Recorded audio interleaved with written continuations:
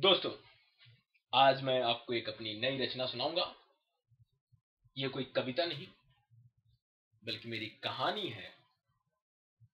और सीसीएमबी में मेरी जंग नाटक लिखने के बाद ये मेरी दूसरी या तीसरी कहानी है। तो जैसे कि आप जानते हैं, मेरी हर कहानी शुरू होती है स्वर्ग से। तो स्वर्ग में ब्रह्मदेव लोक में भगवान ब्रह्मदेव विराजमान है और मां सरस्वती कमल पे विराजमान है। और स्वर्ग लोक से इंद्र सारी देवताओं के साथ बड़ी ही चिंतित मुद्रा में ब्रह्मलोक में उपस्थित हुए। उन्होंने माता सरस्वती और ब्रह्मदेव को नमस्कार किया और पूछा कि ब्रह्मदेव, ऐसी क्या विकट स्थिति उत्पन्न हो गई है कि आपने हम सभी देवों को तुरंत यहां उपस्थित होने के लिए कहा। मैं तो सची के साथ भ्रमण कर रहा था पुष्प बेला में, और आपके संदेश मिलते ही सची का मन तोड़कर मैं यहां भाग के आया। ब्रह्मदेव ने कहा मंद मंद मुस्कुराते हुए कि इंद्र, तुम्हें हर समय सची की ही चिंता रहती है, जबकि तुम देवराज हो। तुम्हें और भी बहुत सारी जिम्मेदारियां निभानी है। तो दोस्तों, कहानी पर आते हुए ब्रह्मदेव ने कहा कि आप सभी जानते हैं, मानव समाज के कल्याण हेतु भगवान विष्णु अलग अलग रूपों में धरती पर अवतरित हुए। कभी राम बनकर रावण का संहार करने, कभी कृष्ण बनकर गोपियों के साथ रासलीला रचाने, तो कभी बुद्ध बनकर लोगों को शांति का संदेश देने। कल्कि का अवतार अभी बहुत दूर है, लेकिन भगवान इस बीच में भी धर्म को बचाने के लिए कभी शंकराचार्य, कभी महावीर और कभी स्वतंत्रता सेनानियों के रूप में इस धरती पर अवतरित हुए। अभी आपने देखा होगा, भगवान सचिन के रूप में धरती पर अपनी लीला का अलग अलग देशों में प्रदर्शन किए। और उनकी इस लीला का ही कमाल है कि भारतीय मीडिया में बराबर उनको असंभव काम को दिखाया गया, लेकिन भगवान सचिन के रूप में 100वें शतक पर आज विराजमान हो गए हैं और दुश्मनों को मुंह की खानी पड़ी है। ये हमारे धर्म की जीत है, ये सत्य की असत्य पे जीत है। ये संदेश है मानव को कि मन में विश्वास रहने पे कुछ भी असंभव नहीं। और बच्चों के लिए संदेश है कि अब गायत्री मंत्र के स्थान पर ड्रीम के पीछे भागे, ड्रीम के लिए करें। भगवान सचिन ने ये कह दिया है। तो दोस्तों, वापस आते हुए हम बता रहे हैं कि आज मीटिंग में क्या हुआ। तो भगवान ब्रह्मदेव बोले कि आप लोगों को इसलिए बुलाया गया है कि भगवान नारायण की ये लीला सचिन के रूप में अपनी पराकाष्ठा पे है। उन्होंने जिस लक्ष्य के लिए धरती पर अवतरित हुए थे, वह लक्ष्य प्राप्त हो गया। अब भगवान कुछ समय और रहेंगे अपनी लीला को पूर्ण रूप देने के लिए। जैसा कि आप जानते हैं, भगवान अकेले धरती पर नहीं जाते, उनके साथ आप सभी लोग अवतरित होते हैं। द्रविड़ संन्यास ले चुके हैं, लक्ष्मण भूमिगत हो चुके हैं, गांगुली पहले ही घायल हो चुके हैं। भगवान अब अपनी लीला के आखिरी चरण में है। तो भगवान को अब अगला अवतरण लेना होगा। तो आप सभी को यहां बुलाया गया है कि भगवान अब धरती पर किस रूप में लीला दे, कैसी लीला दे। क्योंकि आप जानते हैं कि समय बदल चुका है। सतयुग, द्वापर, त्रेता, ये कलयुग है। इंद्र अपनी बुद्धि की पूरी प्रकाष्ठा को चलाते हुए, अग्निदेव की तरफ देखते हुए, वरुण देव की तरफ देखते हुए कि कोई कुछ बोले। मेरे मंत्री लोग सभी सोच रहे थे कि कौन सा अवतरण लिया जाए। तभी दूर से नारद मुनि, जी हाँ दोस्तों, मेरी हर कहानी में नारद मुनि का विशेष रोल रहता है। जब मैंने मेरी जंग लिखी थी तो उसमें अरुण खत्री को मैंने नारद का रोल दिया था, लेकिन कुछ कारणवश उस रोल को काट दिया गया। लेकिन मेरी कहानी की मेन जो किरदार होता है वही नारद मुनि नारायण नारायण चिल्लाते हुए आते हैं। उन्होंने सबसे पहले मां सरस्वती को प्रणाम किया, उसके बाद ब्रह्मदेव को प्रणाम किया, और ब्रह्मदेव ने बोला पुत्र तुम इधर। तो नारद मुनि क्या बोलते हैं, ब्रह्मदेव पहले मैं क्षीरसागर में गया, मैंने वहां देखा कि शेषनाग की सैया पे न माता लक्ष्मी है न भगवान विष्णु। मेरे आराध्य देव गायब हो चुके थे। मैं वहां से भागा भागा कि कहीं भगवान विष्णु शंकर जी के साथ कुछ विचार विमर्श कर रहे हों। कैलाश पर्वत पहुंचा, वहां मैंने देखा कि न मां पार्वती है न भगवान शंकर है। कैलाश पूरा सूना है ब्रह्मदेव, और नंदी भी पूछने पर कुछ बता नहीं पा रहे हैं। नंदी रो रहे थे कि भगवान मुझे छोड़कर कहीं चले गए। फिर मैंने सोचा कि लगता है इंद्र पर कुछ संकट आ गया है, तो मैं इंद्रलोक गया। मैंने देखा कि बाग में सची बहुत उदास है। मैंने पूछा कि क्या हुआ, इंद्रदेव का किसी के साथ कोई संबंध पता चला क्या? तो सची ने बोला, हे मुनि श्रेष्ठ, आप तो जानते हैं इंद्र हर रात कुछ न कुछ गड़बड़ कर देते हैं। मुझे चिंता उस बात की नहीं, चिंता इस बात की है कि इंद्र को ब्रह्मदेव ने पता नहीं क्यों बुला दिया, जबकि हम लोग यहाँ पे हवाओं का आनंद ले रहे। तो मुझे पता चल गया कि यहाँ पे ही मेरे नारायण होंगे, इसलिए मैं भागा भागा यहाँ आया। लेकिन यहाँ भी दूर दूर तक मुझे आपके और मां सरस्वती के अलावा न नारायण दिख रहे हैं न महादेव दिख रहे हैं। मुझे पता नहीं चल रहा है कि दोनों कहाँ हैं। देवराज इंद्र का ये सुनते ही कलेजा कांप गया। उनको ऐसा लगा कि अब तो संकट आ गया है, अब तो मेरा इंद्रलोक ही छीन जाएगा। उन्होंने ब्रह्मदेव के आगे हाथ जोड़ के बोला, ब्रह्मदेव ये क्या हो रहा है, मेरा उद्धार कीजिए। ब्रह्मदेव ने कहा कि आपका उद्धार होते ही रहा है, चिंता मत कीजिए। अभी हम मेन पॉइंट पे आते हैं। तो ब्रह्मदेव ने कहा कि पुत्र नारद, चिंता की कोई बात नहीं। भगवान विष्णु, माता लक्ष्मी, महादेव स्वयं मां पार्वती के साथ भारतीय उपमहाद्वीप के बांग्लादेश गए हुए हैं।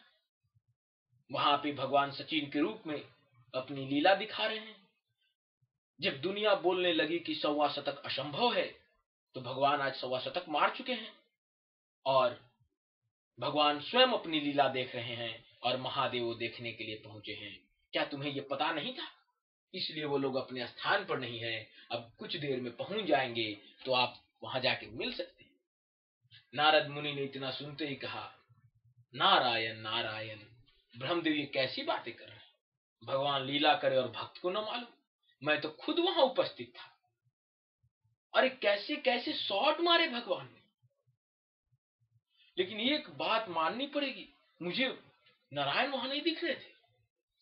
तो भगवान ने बोला, ब्रह्मदेव ने, कि नारद वो तुम्हारे नारायण हैं, उनकी लीला तो तुम जानते ही। तो फिर नारद मुनि ने पूछा कि हे पिताश्री, जब सभी लोग वहां पे भगवान की लीला देख रहे हैं, तो आप लोग ये क्या कर रहे हैं? तो इंद्र ने बोला कि ब्रह्मदेव 125 शतक लग गया, मुझे तो पता ही नहीं चला। तो ब्रह्मदेव मुस्कुराते हुए बोले कि इंद्र, तुम हमेशा सची के गोद में रहते हो, तो तुम्हें क्या पता चलेगा कहां क्या हो रहा है। तुमने ये दृश्य खो दिया, ये करोड़ों वर्षों के बाद आने वाला दृश्य अब भगवान फिर कोई लीला रचेंगे, तब तुम देख पाओगे। इसीलिए तो धरती की महिमा है कि भगवान जब भी कोई लीला रचते हैं, सिर्फ और सिर्फ धरती पर रचते हैं, सिर्फ और सिर्फ धरती के भारतीय उपमहाद्वीप पे रचते हैं। ये सब कहने के बाद भगवान ब्रह्मदेव बोले कि नारद, हमारा समय मत जाया करो, हम एक गहन मुद्रा पे विचार विमर्श कर रहे हैं। अगर तुम अपनी बुद्धि से कुछ बता सकते हो तो बताओ, लेकिन हाँ, दुष्ट बुद्धि मत लगाना। तो भगवान ने उन्हें बताया कि हाँ, अब भगवान जो है वो सचिन के रूप में अपनी लीला कर चुके हैं, द्रविड़ संन्यास ले चुके हैं, तो अब भगवान कुछ दिन और लीला करेंगे, लेकिन हम चाहते हैं कि अब आप लोग बताइए कि भगवान अगला अपना अवतरण किस रूप में लें, कौन सी लीला करें, ये पूछने के लिए आपको बुलाया गया है। तो नारद मुनि, इंद्र, सभी लोग थे। नारद मुनि ने कहा कि भगवान, मेरा तो एक ही सुझाव है, अगर आप माने तो। ब्रह्मदेव बोले, बोलिए नारद मुनि, बोलिए। मुझे लगता है कि अब भगवान को थोड़ा मां सरस्वती की भी सेवा करनी चाहिए। तो नारद मुनि अचंभित, उनके बाद से ब्रह्मदेव अचंभित हो गए। उन्होंने बोला, ये क्या मतलब हुआ? तो नारद मुनि ने बोला कि अभी मैं कुछ दिन पहले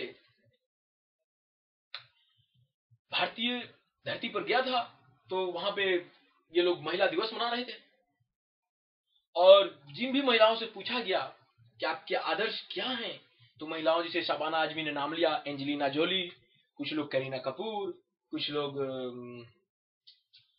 अलग अलग महिलाओं के नाम ले रहे हैं। और इसमें गहन करने की बात है ब्रह्मदेव कि आज भारतीय महिलाएं जो हैं वो ऐसे नाम ले रहे हैं, वो मां सीता, उनका नहीं।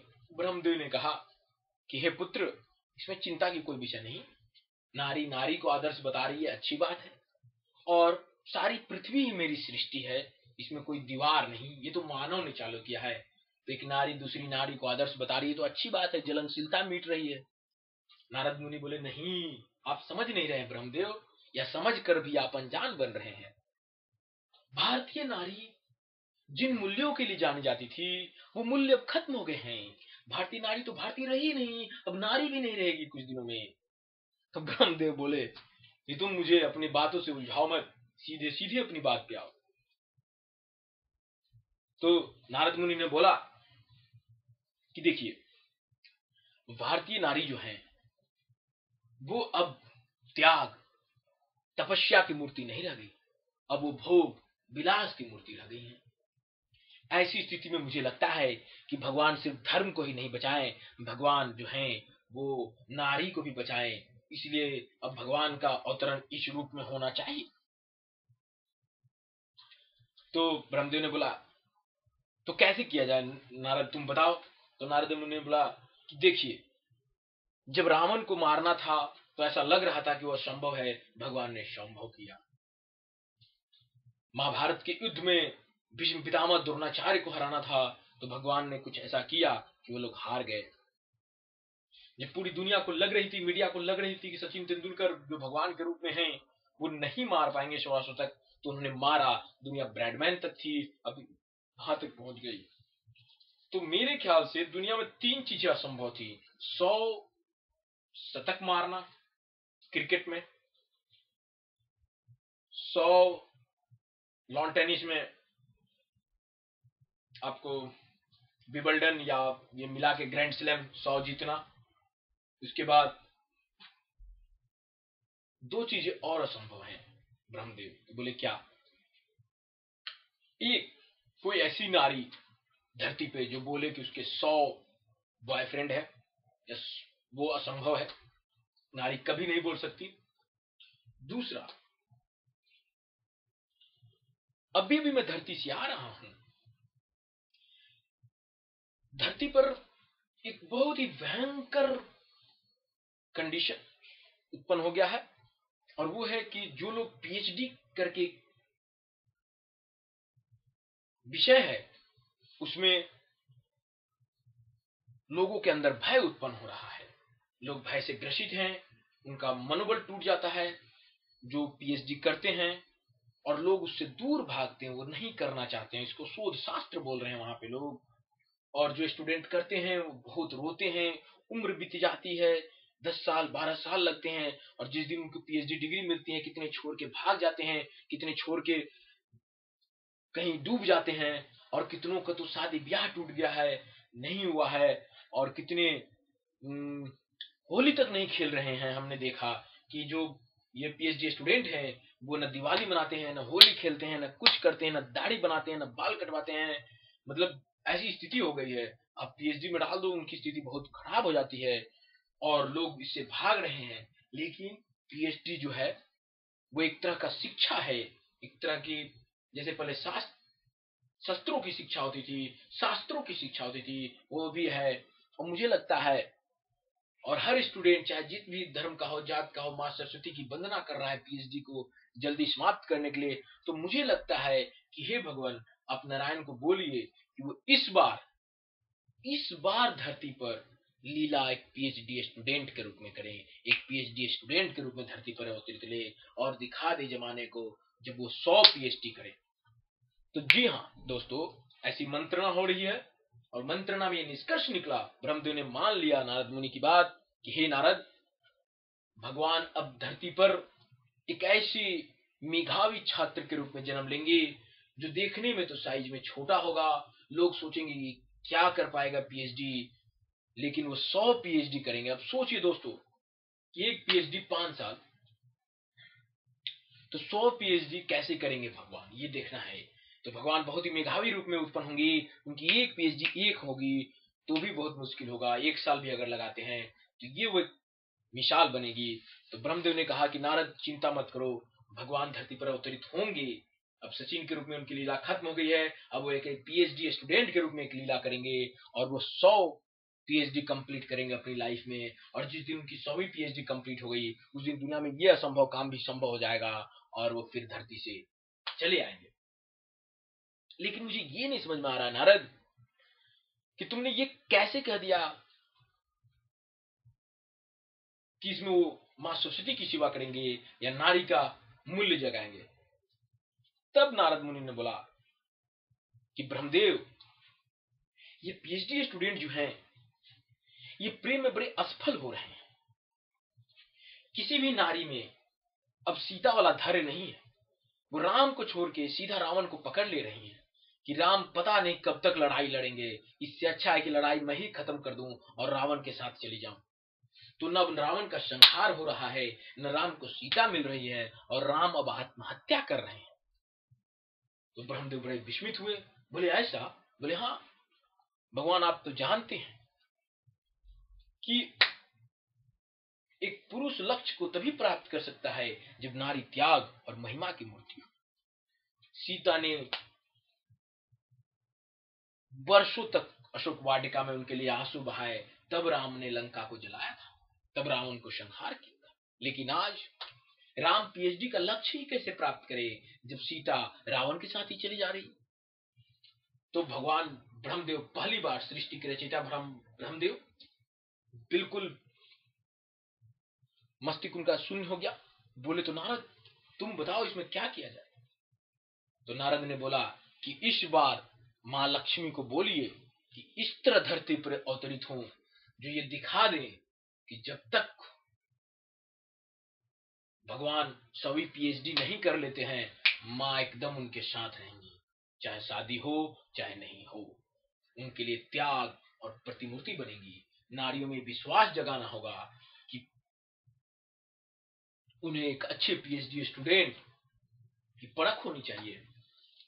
तो दोस्तों, इस तरह से ब्रह्मदेव लोक में यह तय हुआ कि सचिन के बाद भगवान की लीला खत्म हो गई। उन्होंने 100 शतक मार के दिखा दिया कि मानव के लिए कुछ भी असंभव नहीं है। अब भगवान धरती पर एक पीएचडी स्टूडेंट के रूप में अवतरित होंगे, वो 100 थीसिस सबमिट करेंगे और उनकी जो महबूबा होंगी वो उनके लिए पहली थीसिस से लेकर 100वीं थीसिस तक इंतजार करेंगी और जी हाँ, उन्हीं के साथ पानी ग्रहण करेंगी, उन्हीं के साथ रहेंगी। तो ये तय हुआ। अब इसमें भगवान के लिए रुकावटें कौन डालेंगे? तो वो जिनके साथ पीएचडी करेंगे, उनके गाइड, लैब में जो कॉलीग है, कोई डाटा चुराना, कोई ये करना। अब वो जब भगवान अवतरित होंगे तो कोई ना कोई वाल्मीकि बन के वो ग्रंथ लिखेगा, जैसे सचिन के लिए फेसबुक पे लिखा जा रहा है, और तब पता चलेगा। तो ये मेरी कहानी कि अगली बार भगवान अब किस रूप में अवतरित होंगे। तो जैसा मैंने आपको बताया कि 4 जो चीजें असंभव है धरती पे, उसमें से एक पूरा हो गया, दूसरा पूरा नहीं होगा क्योंकि नारी कभी नहीं बता सकती कि उसके 100 बॉयफ्रेंड हैं, लेकिन एक अब लास्ट है और उसके बाद प्रलय आ जाएगा। ये 100 थीसिस जिस दिन सबमिट होगा उस दिन सृष्टि का अंत हो जाएगा, प्रलय आ जाएगा, कलयुग खत्म हो जाएगा, कल की आ जाएंगे चाहे जो हो, लेकिन यही अब बच गया है भगवान को लीला करने के लिए। भगवान धरती पर आएंगे, मनुष्यों में शिक्षा का प्रभाव लाएंगे और नारी में नारी मूल्यों का उद्भव करेंगे। तो इसके साथ बीबीसी बेथिस्टा की तरफ से ये नई स्टोरी अच्छी लगे तो ठीक है और खराब लगे तो भी ठीक है।